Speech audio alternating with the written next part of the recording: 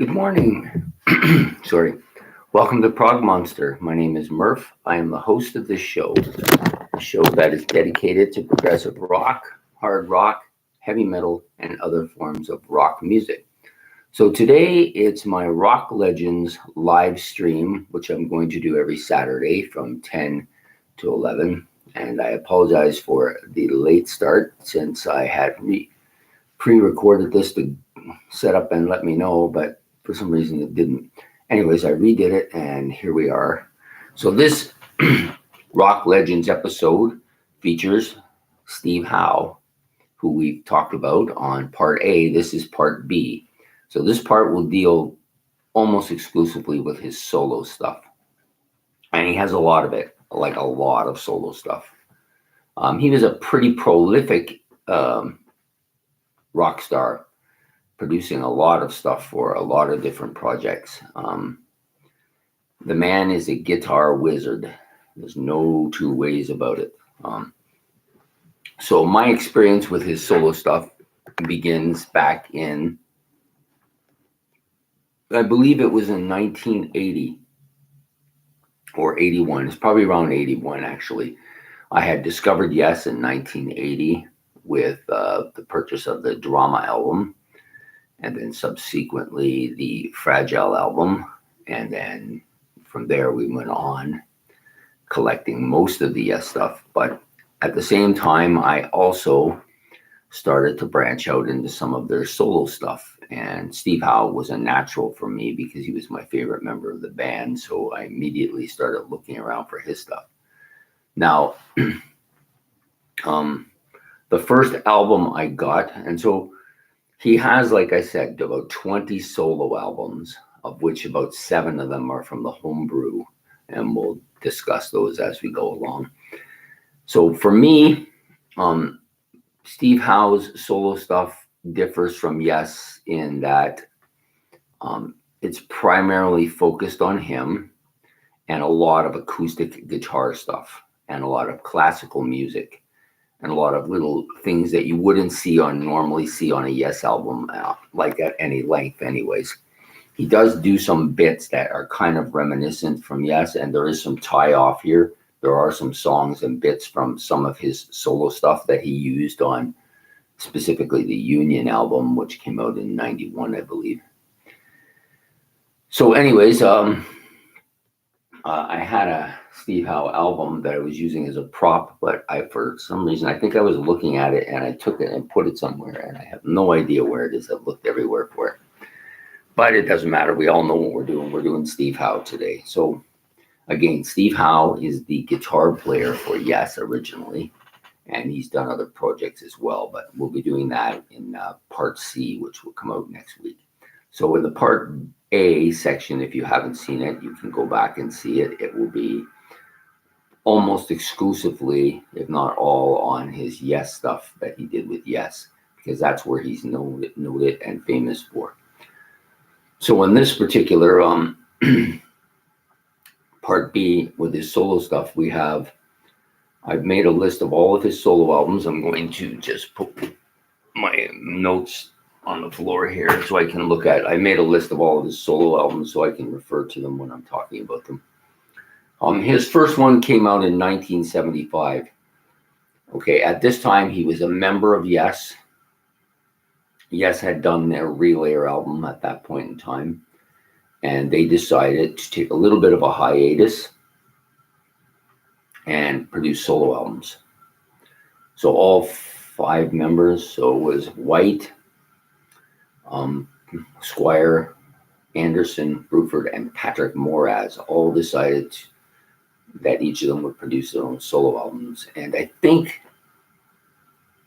I remember seeing each of the solo albums, and I believe they were all drawn and done by Roger Dean, as is Steve Howe's. For sure, I know Steve Howe's is because I own that. So the first 2 solo albums that he had out, The Beginnings and the Steve Howe album, I had both of those albums in album form and played the first one I played a lot. The second one I played quite a bit. And then in 91, shortly around the time of their union, when they had done Anderson, Bruford, Wakeman, and Howe album, they'd done that one, and they got into doing this union thing. But in between those two, I believe he did another solo album called Turbulence, which I've listened to. I've listened to the entire album a few times, once yesterday and once quite a bit of years ago, and I liked it. It's probably the best production of his original 3 albums. Quite a good album. But anyways, we'll talk about each of the albums as they came out in chronological order. I tend to be like that. I like things in order. So anyways, the first album, which is the one called Beginnings. This is the one I'm most familiar with because I had it the longest and played it quite a bit. It's a very different album from Yes. Yes, it has the Roger Dean logo on it with Steve Howe transposed onto part of the picture. Yeah, and this one has actually quite a few musicians on it, and including both Bill Bruford and Patrick Moraz, plus members of the rock band Griffin, who were a progressive rock band from the mid-70s. Yeah, mid-70s. Did about 5 or 6 albums, and then disbanded, and actually came back for a couple of one-off shows, and then decided to reform sometime not too long ago, actually. This is actually quite a common story now. A lot of these bands realize that there's a lot of people out there that really want to hear them. They didn't hear them much in the days, but now they've got this kind of legendary following. A lot of these bands have reformed because it's a chance to make a living, right? And doing something that you've always liked to do. And Griffin's one of these bands. Actually did a couple of solo albums, a couple of albums that they re-released. The first one was almost 41 years after their last album. So actually, I will probably check them out at some point too. I was intrigued. I'd forgotten about them appearing on Steve's album. He mentioned it on his album as well. So I watched a few more of the videos just to refresh myself with this album, because I haven't had this album since I left home. It was part of my vinyl collection.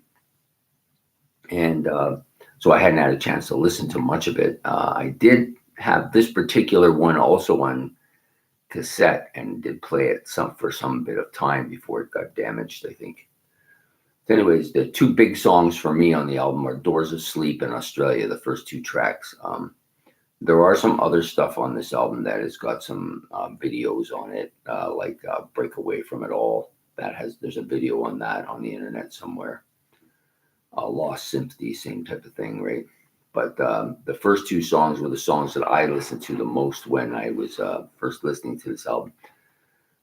There's a lot of really solid guitar playing on this album, and different types of guitar too, not just his standard electric and acoustic guitars, but he had a repertoire of guitars he liked to play. And on the solo albums, he played a lot of this stuff. Bill Bruford does play some drums on some of the tracks as well as Patrick Moraz. He and Patrick Moraz do a kind of classical bit in which he plays the acoustic guitar while Patrick is playing, I believe it's the harpsichord. And I think that is the song Lost Symphony. I think that's the one, but I could be wrong. Anyways, there are quite a few tracks on this album. Doors of Sleep, which opens the album.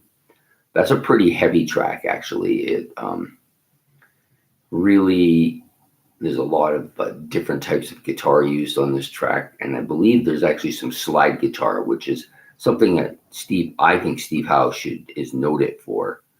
He's a good slide guitar player, and he likes to play it. He's played it on a lot of different stuff. First time I seen him play it was, I believe, was on the Drama album with one of the songs, and he played it in a different kind of way than he normally does too. So I'm not a guitar player, so I can't give you the technical reasons for all this. I just know that I appreciate that quality of him. The second song, Australia, was one of the songs that actually was in my singing repertoire for the shower for many years. I haven't sang it for a long time. Just over time, some of these songs fade out, and if you don't have the album, it doesn't remind you of them, right? Nature of the Sea, another good track.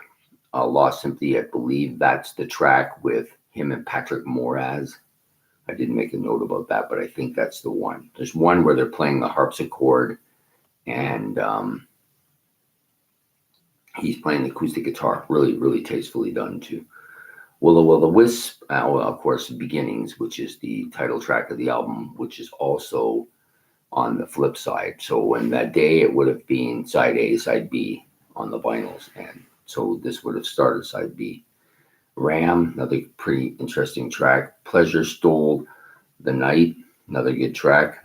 Break Away from It All is the one with the video with the cows and the children and fast moving car and everything like that. If you ever get a chance to see it, you'll find it on the internet. It's not that hard. Just punch in the Steve Howe Beginnings album and the various videos will come up. So this was his initial album. So the good parts about this album, lots of different types of guitar played here. I think he plays the mandolin a few times. I don't remember if the banjo is used on this album. I can't remember. I don't remember where it would have been used. I don't remember any songs that it would have been used on, but I could be wrong there. And he does play some slide guitar, I'm pretty sure is on Doors of Sleep. Anyways, solid album for me. I liked it. It didn't do that well commercially. And I think a lot of that has to do with that, as much as I love Steve Howe and think he's an amazing guitarist, maybe my favorite of all time, and maybe the best in the world, his vocal ability is limited. He's okay as a backup vocalist. He can keep the harmonies fairly well. And he proved that in Yes, of course. But as a lead vocalist, not so great, His voice is a little thin, a little whispery, if you want, and doesn't really have the range that this kind of music would probably demand. And he had the benefit of having one of the legendary vocalists for progressive rock as his main singer. So to take over that job is difficult. So anyways, I like the album. It's a solid album. Can't go wrong by listening to this one. Okay, so the next album that he did was a step up, I think, in a lot of areas. And it's the Steve Howe album. So it came out 4 years later in 1979. Once again, Roger Dean doing the cover here. Sorry. Something in my eye. Okay. So he's got 10 tracks on the album, side A, side B, typical of the vinyl area. A few interesting notes on this album. So in addition to, I believe Bill Bruford is on this album, and I actually think Patrick Moraz may be on this album as well. I think he is, but I just can't remember the bit.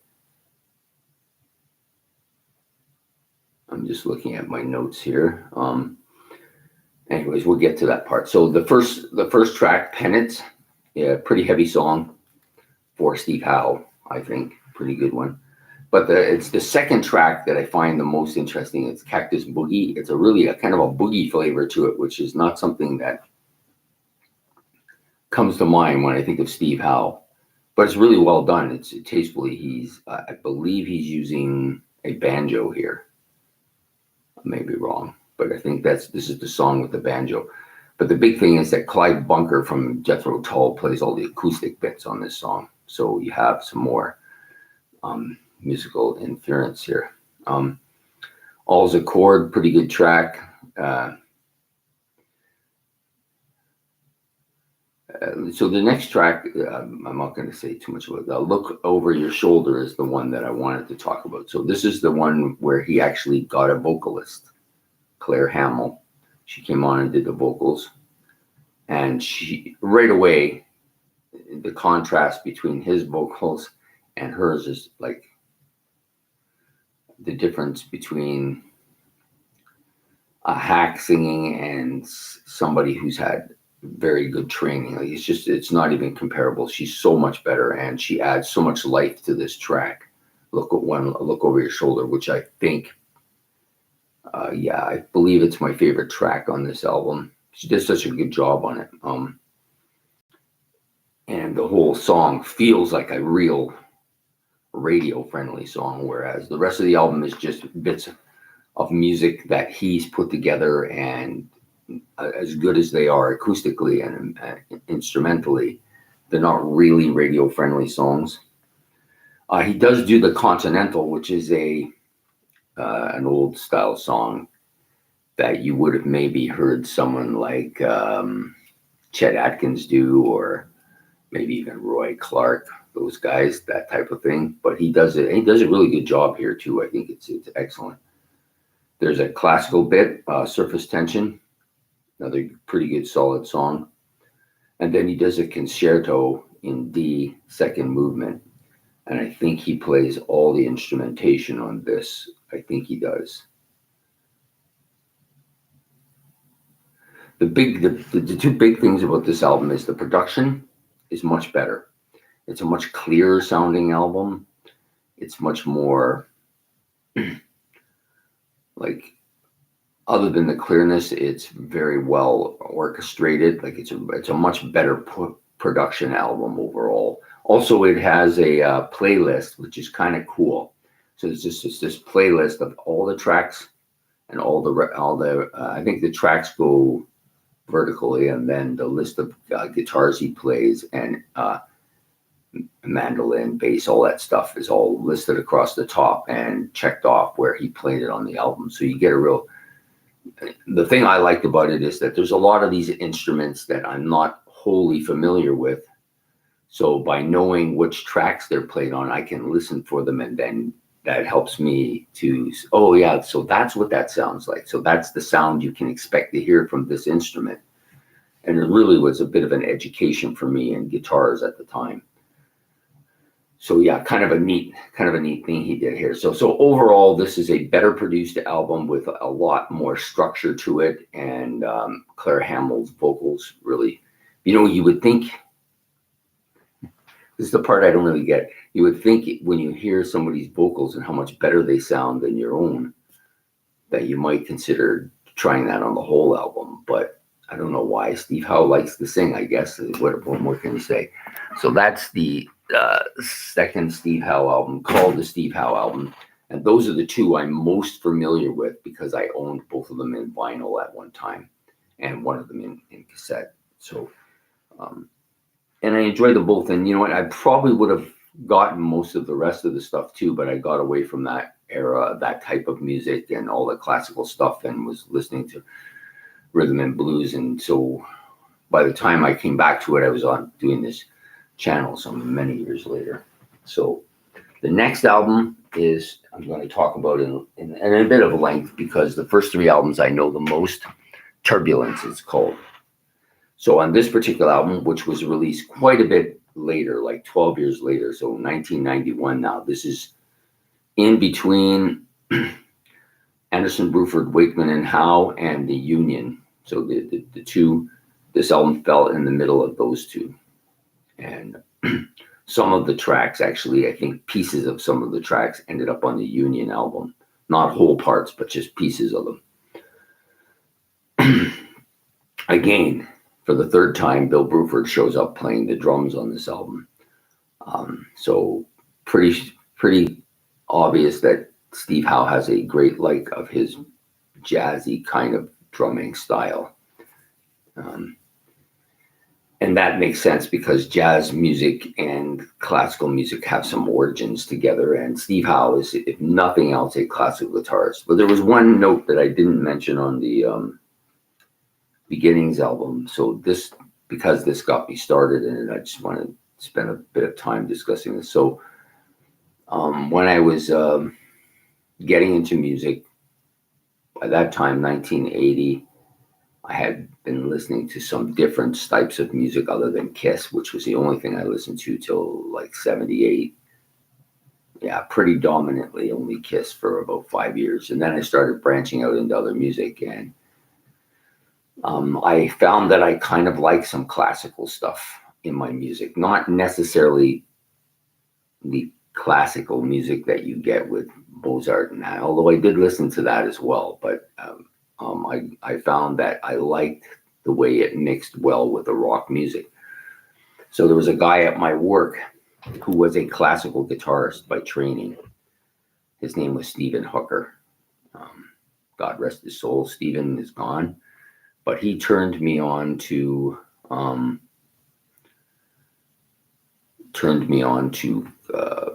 Steve Howe's album Beginnings. He also brought me a cassette, which I still have, which was of The Fish, out of which is the Chris Squire solo album, which he was a big fan of. So he was a big fan of Steve Howe, huge fan of Steve Howe, and probably is one of the biggest influence for me doing this episode today, because he was the one that launched Steve Howe in my life. And so whenever I think of Steve Howe, I think of this guy, Stephen Hooker, who was a great acoustic classical guitar player.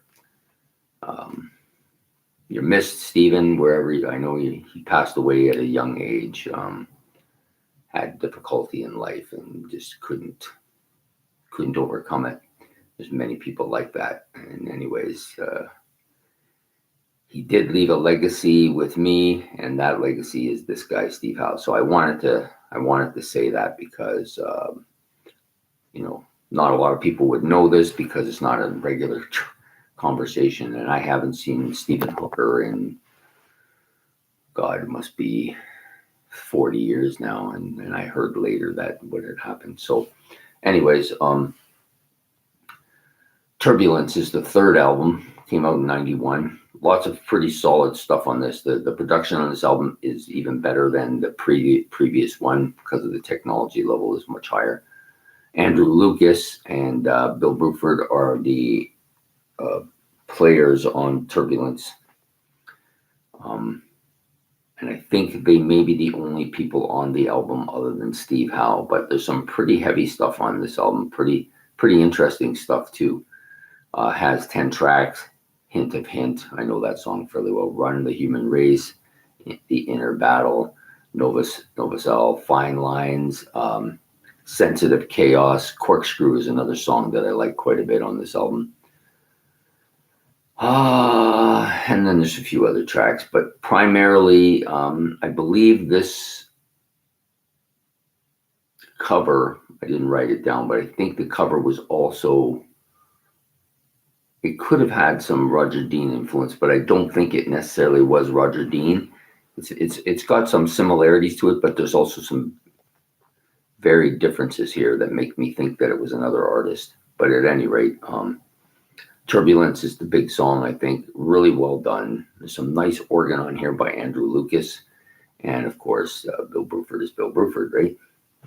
Okay, so let's move on here. We've got a couple of more albums that I just wanted to briefly discuss, and I'll go through all the different albums that he has. The grand scheme of things, which is his fourth studio album. So his first three were at the beginning, was Beginnings, the Steve Howe album, and Turbulence. And then this album came out fourth in 93, a few years later. And the biggest notable thing about this album is that his son, Dylan Howe, from his first marriage, is an instrumental, is on this album. And this album is completely an instrumental. There's no vocals on it at all. And Dylan plays all of the drums on here. So basically it's him and his son doing an album together. Pretty much that's what it is. And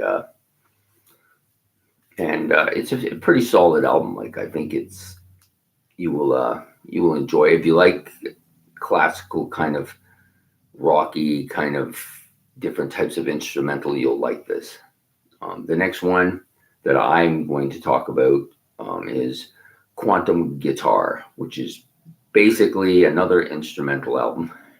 Actually, no, the first one is not an instrumental. There is some vocals on it. It's this one that's the instrumental. So I digress here by saying that Quantum Guitar is pretty much Steve Howe and all his facets doing different guitars, and then his son does the drum part. And this came out in 98.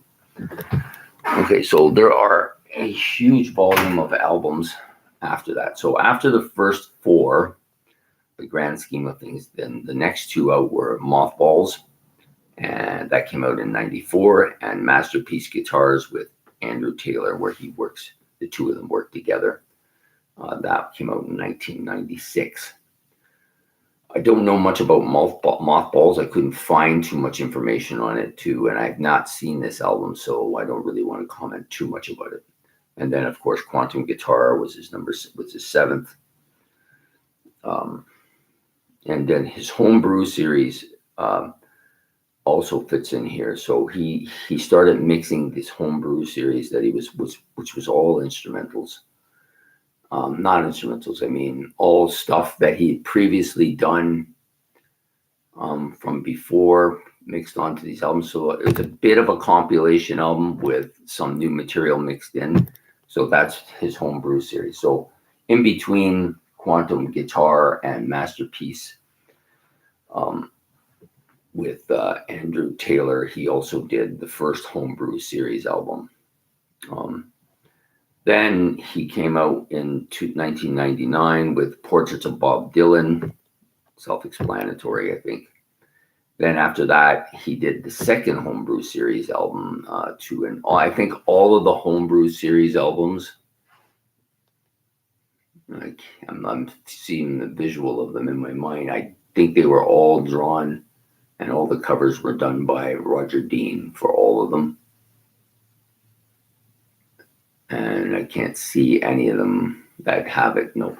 So I'm pretty sure that's what the case is. If I'm wrong, I'm sure somebody will let me know. Skyline came out after the second Homebrew album. Another solid album from him. And he just did different bits, just different pieces of albums that came out much after that. The second Homebrew, after the second Homebrew album, then there was a period he did Spectrum and Homebrew series number 3 the same year, and I cannot remember offhand which one came first. I'm not sure if he did the Spectrum first and then the Homebrew, or the other way around. I can't remember. Anyway, so then the next one out was Motif. These are just different albums of music that he's putting out. Pretty solid. Of course, the production is much better than it was early on in his career. After Motif, he then did his next Homebrew number 4. Sorry, I think the one I like the best is Homebrew number 5, which is the one we get into next. I've actually heard quite a bit off of this album at various periods of time. So after Motif came his Homebrew, and then he did the Time album, 2011, and then then he did the Homebrew 5, and then there was a bit of a lag for a bit, maybe 3 or 4 years before he did the next Homebrew album again. And then there was, after that Homebrew album, I think he was busy with Yes quite a bit. So after Homebrew 6, he was busy with Yes for a bit.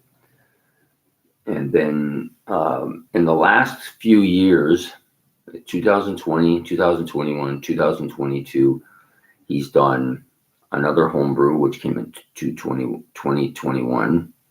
That was Homebrew 7. And then he did, just before that, he did The Love Is, which is a solo album from 2020. And then last year, or this year, he worked on the Quest album with the members of Yes. So he was pretty busy for those 3 years. And of course, he had lots of time because everybody was locked down pretty much for most of that time. So some really good stuff. A lot of material from Steve Howe. Like there's so much material of his own stuff and Yes's stuff that you could spend years, and I have collecting that stuff and listening to it. But it's worth it because he's such a gifted guitar player. If he just played album after album of him just playing guitar, I would buy them. And if there was no songs or anything, just him playing guitar, I would buy it. So any songs that he does is great. Just wish he would learn to use a vocalist. But he may at some point, but who knows, at 75 years old, he's not likely going to change too drastically. And maybe he feels that people's opinions of his singing are wrong, He might feel that way. So there's a lot of, like I said, a lot of stuff. He was fairly prolific and fairly consistently prolific. So other than his first two solo albums, the Steve Howe album and Beginnings, which were in the 70s, they are kind of separated from the rest because they came so much earlier than anything else, right? So then there's like a 12-year gap to the next album. But from that point on, from the Turbulence album in 91 to the Love Is album in 2020, which is 37 years. Am I correct? Yeah, 27 years, 29 years. Let me get my math here. And then he, of course, did the Homebrew in 2021. So from that period of time, he's produced like 18 solo albums over a 29 to 30 year period. So he's been fairly prolific. And not to mention all the other stuff we're going to talk about next week that he did, as well as the Yes stuff he was also doing fairly consistently as well. So not an idle mind or an idle body at all. Always loving, like I know a few musicians that just love to handle and hold and play guitar all the time. Is him. I did see a video of him once, and it was at the Les Paul. I guess he had a club or a jazz club in, I want to say New York City, but I could be wrong there. And he would have guest guitar players come up and play for him. So there was one episode where he had Steve Howe come up, and you could see he was, and this is, you could see that Les Paul was like really like impressed with his guitar playing. And he played a style that I had not heard him play before on this particular video. And he was so good and like better than I normally think he is. He was just at top of his game on this particular show. And so what that tells me about Steve Howe is that when he's playing for somebody of no notability, or when the pressure's on, he always just has his best stuff, Anyways, just a phenomenal guitar, to me, a guitar god. And, he's the only guitarist, I believe, and I don't remember seeing anybody else who won Guitar Player, Guitarist of the Year 5 years running. I don't think there's anybody that's matched that. There might be, but I don't recall anybody. Not from the early area. Anyways, there might be something going on now that I just don't. I don't even know if Guitar Player magazine even exists anymore. Also of note, he was also the first inductee into the Guitar Hall of Fame. So, yep, Steve Howe. He's a fantastic player, man. I just think that everything he touches, he just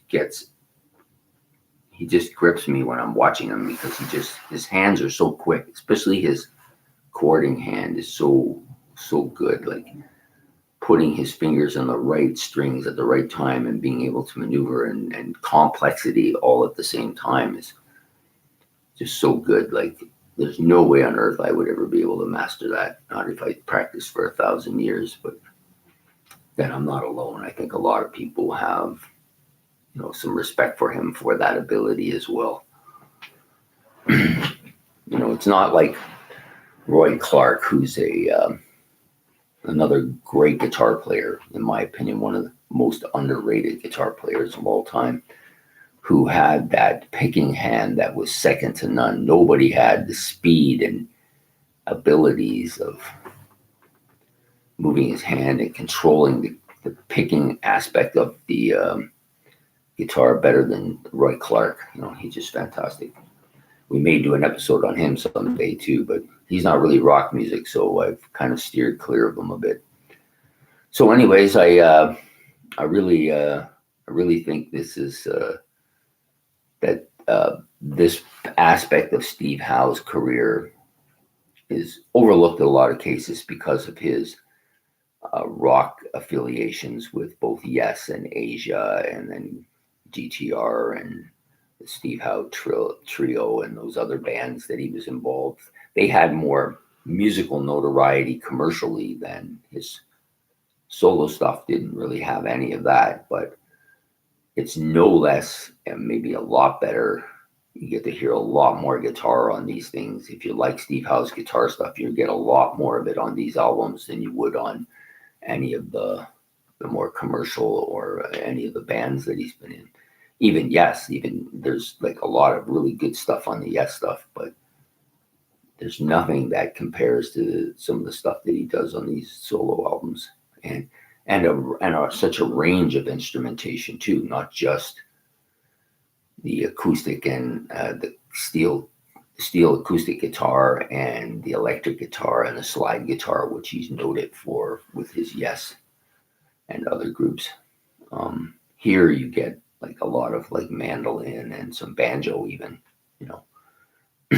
I was I remember listening to him on the banjo one time thinking, wow, I never thought of him as a banjo player, but he can play that thing, man. Wow, it's so good. So if anybody has any comments about Steve Howe's or wants to correct me on any particular aspect of this, I'm always open to that, because you can't know everything about anybody really. And with Steve Howe, there's always stuff that I'm finding out that I didn't know about that he did, right? Because he's done so much, right? And we will be doing a episode next week on Steve Howe's other groups, other projects, if you prefer. Now, he was with ABHW,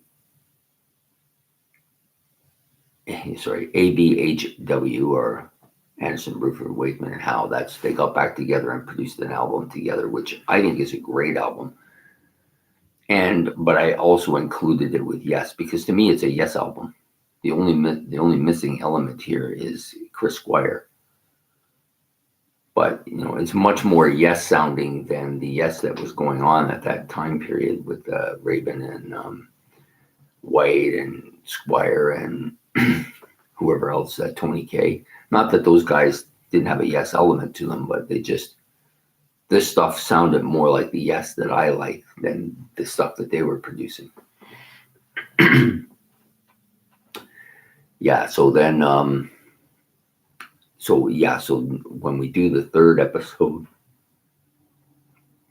we'll try to talk a lot about Asia and, that first Asia album, and then Steve Howe was only there for 2, I think, and then he left because the conflict with John Wetton. And John Wetton had actually originally left the band because he was taking a lot of criticism, and replaced with Greg Lake, and then for a brief period of time, and then he came back, and there was a discussion, and it was decided that he couldn't perform with Steve Howe, so Steve Howe left. But he was with Asia on that first album, especially. He was a big contributor. Most of the tracks were written by him. But we'll get into that next week. And then we'll talk about GTR with Steve Hackett, which, was good. But, you get 2 guitarists like that, 2 legendary guitarists with such intricate abilities. You really would like to see something that in the progressive field that really would have been so good, but they didn't go that route. And we'll talk about the Steve Howe trio with, I believe, his son, the one that passed away, was, I believe, the drummer, or maybe he was the bass player. I don't know much about it, so I will find out these things for next week. So I just know about him involving himself with his other son there. And some other stuff too, I'm sure. And of course, I'd like to talk a little bit about his future, like what's up for Steve Howe next? Will he do some more homebrew stuff? Will he do some more solo stuff? will Asia, and I think Asia's finished now because both of the vocalists that they did have originally, Wetton and Paul and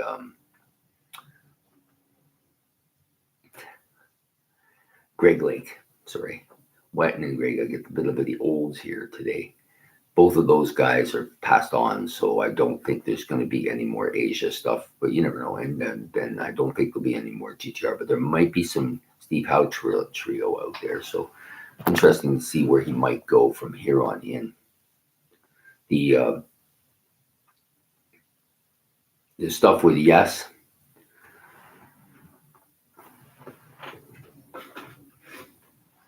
this one, great album cover, of course, always is with Roger Dean.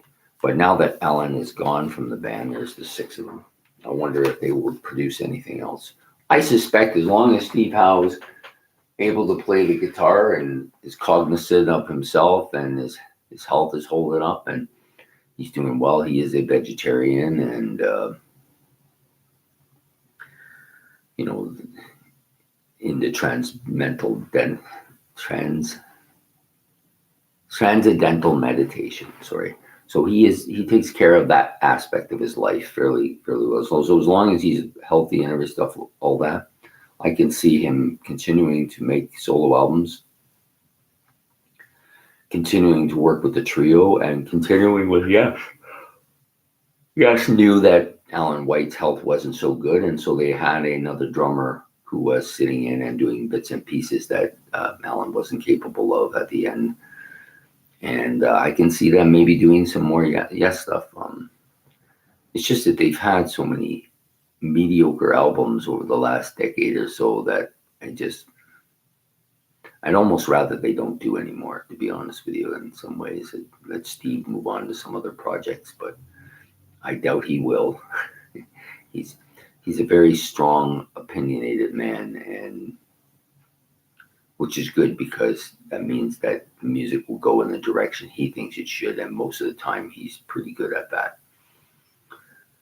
So in a lot of these albums that I listed today, some of them I've looked through, some of them I've listened to. Oh, excuse me, had a long week, and this is the morning after the long week, as they call it.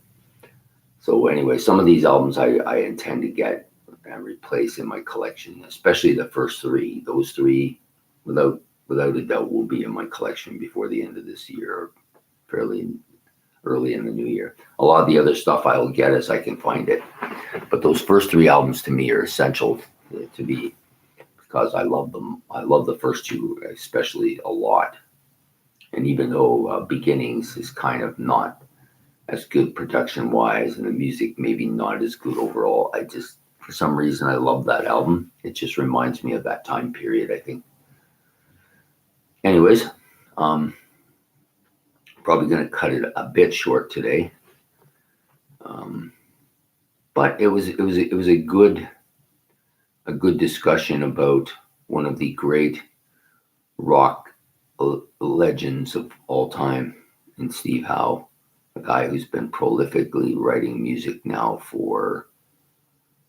into his 5th, 6th decade now.